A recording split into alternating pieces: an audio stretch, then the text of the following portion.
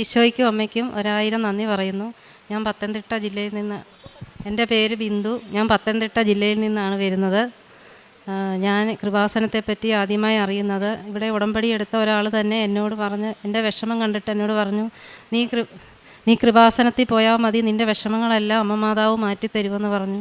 അങ്ങനെ പിറ്റേ ദിവസം തന്നെ ഞാനിവിടെ വന്നു, അമ്മയോട് പ്രാർത്ഥിച്ചു.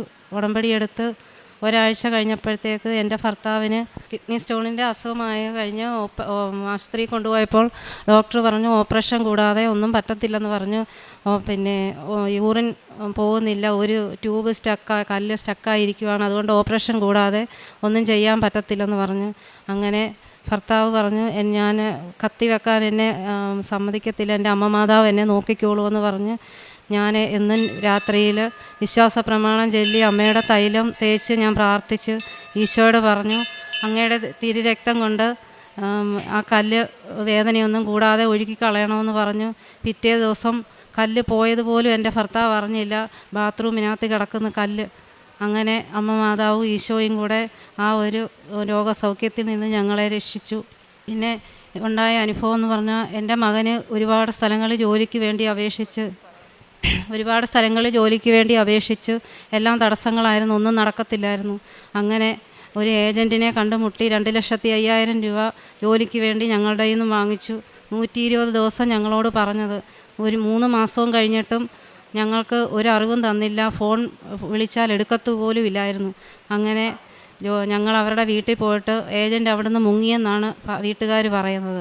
അങ്ങനെ പിറ്റേ ദിവസം ഞാൻ അമ്മയുടെ ഉപ്പ് എടുത്തുകൊണ്ട് അവരുടെ വീട്ടിൽ പോയി വിശ്വാസ പ്രമാണം ചൊല്ലി പ്രാർത്ഥിച്ചിട്ട് ഞാൻ പറഞ്ഞു, മാതാവേ, ഞങ്ങൾ പണയം വെച്ച് അടച്ച പൈസയാണ്, ഞങ്ങൾക്കത് നഷ്ടപ്പെട്ടു പോകാതെ അമ്മ മാതാവ് അത് തിരികെ മേടിച്ച് തരണമെന്ന് പറഞ്ഞ് ഞങ്ങൾ ഇന്ന് തന്നെ ഇവിടുന്ന് ഇറങ്ങുമ്പോൾ തന്നെ മാതാവ് എനിക്കൊരു മറുപടി എനിക്ക് തരണമെന്ന് പറഞ്ഞു.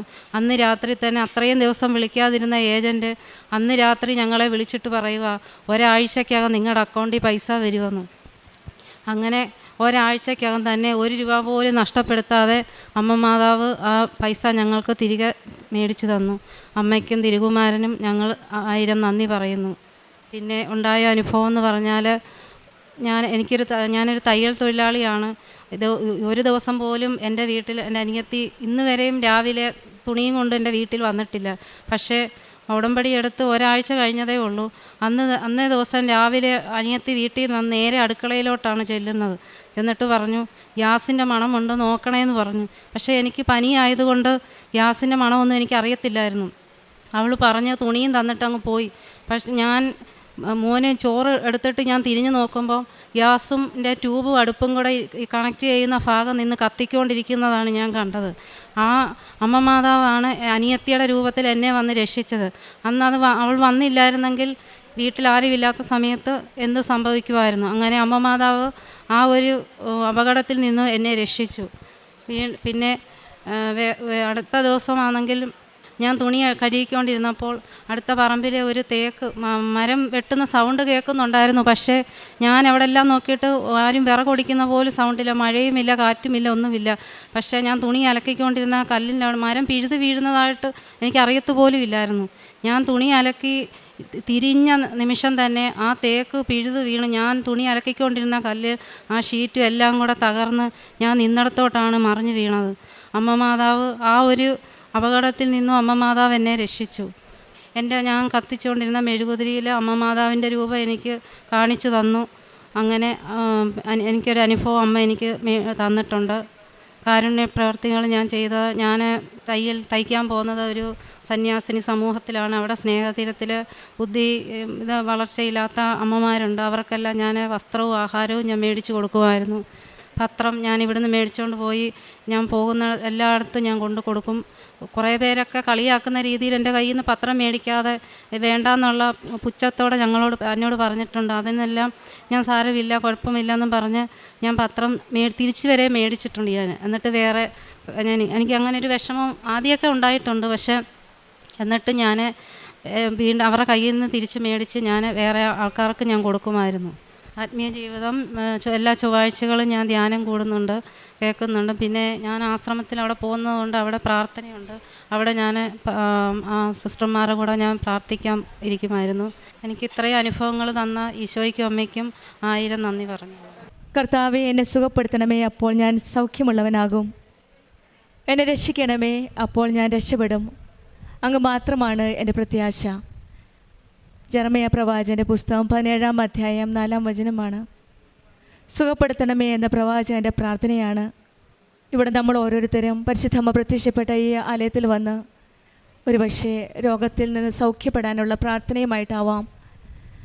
ശാരീരിക സൗഖ്യം മാത്രമല്ല, മനസ്സിലെ ഓരോ മുറിവുകളും, ബന്ധങ്ങളിലെ തകർച്ചകളാവാം, കുടുംബത്തിലെ പ്രശ്നങ്ങളാവാം, കടബാധ്യതകളാവാം, എന്തു തന്നെ ആയാലും കർത്താവെ എന്നെ സുഖപ്പെടുത്തണമേ എന്ന് പ്രാർത്ഥിക്കുമ്പോൾ നമ്മുടെ ഓരോ പ്രാർത്ഥനകളും കൃപാസനം അമ്മ, പരിശുദ്ധ അമ്മയാണ് ഈശോയുടെ അടുക്കിലേക്ക് നമ്മുടെ ഓരോ കാര്യങ്ങളും കൊണ്ടുപോകുന്നത്.